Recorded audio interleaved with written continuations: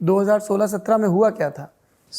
जैसे जीएसटी कानून इन्हें लाया, लाने के बाद 2.5 साल हो गया था सरकार को, मोदी जी के, और उन्हें अपने घर में एक मीटिंग रखी और सभी देश के सांसदों को अलग अलग फेज़ में बुलाया। तो हम भारत के महाराष्ट्र, मध्य प्रदेश और गोवा, ऐसे 3 स्टेट के एमपीज़ को बुलाया था उनके घर पे।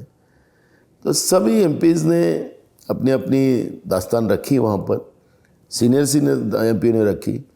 वो स्वाभाविक है, अपने मतदार में कहीं रेलवे शुरू हो, कुछ हो इस तरह की, तो मोदी जी उनको डांट रहे थे। हम पीछे में बैठे क्या कह रहे थे? कैसे बनाया आपको सांसद किसने? मैं पूछ रहा हूँ अलग और आप अलग यहाँ सवाल कर रहे हो।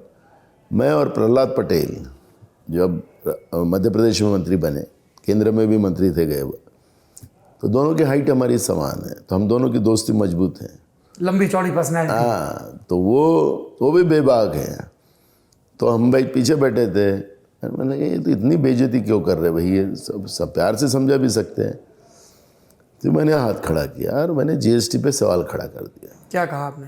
मैंने कहा कि ये जीएसटी कानून आपने लाया है, जो बाबा साहब अम्बेडकर के फाइनेंशियल जो ये धोरण था उसको बदल के अपन ने जीएसटी लाया, तो इसमें हमारी किसानों की भागीदारी क्या है? क्योंकि मुझे जो पढ़ने में ऐसा समझ में आ रहा है कि स्टेट और सेंट्रल गवर्नमेंट को पैसा आएगा और फिर जो मेन उत्पादक है उनको पैसा मिलेगा। तो मेरा किसान भी उत्पादक है, तो किसान को क्यों नहीं? तो मोदी जी को तो सवाल पसंद नहीं आते, आपको पता है सौरभ जी।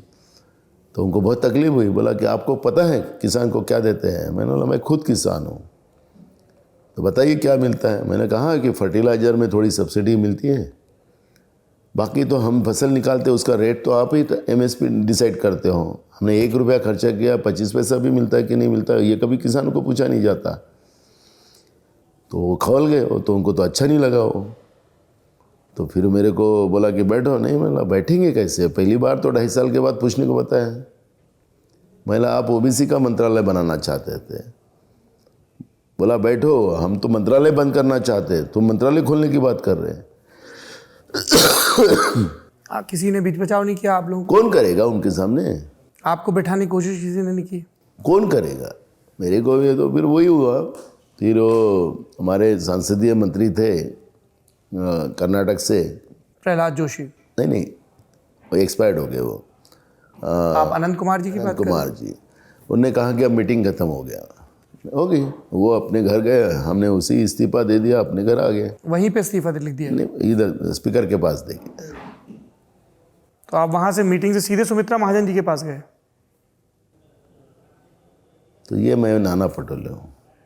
ये नाना पटोले, ये तो भाई लोगों ने कहा तेज तर्रार, गुस्सैल, भिड़ जाने वाला नेता। नहीं, गुस्सेल नहीं हूँ मैं प्यार करने वाला हूँ। प्यार करने वाले हैं।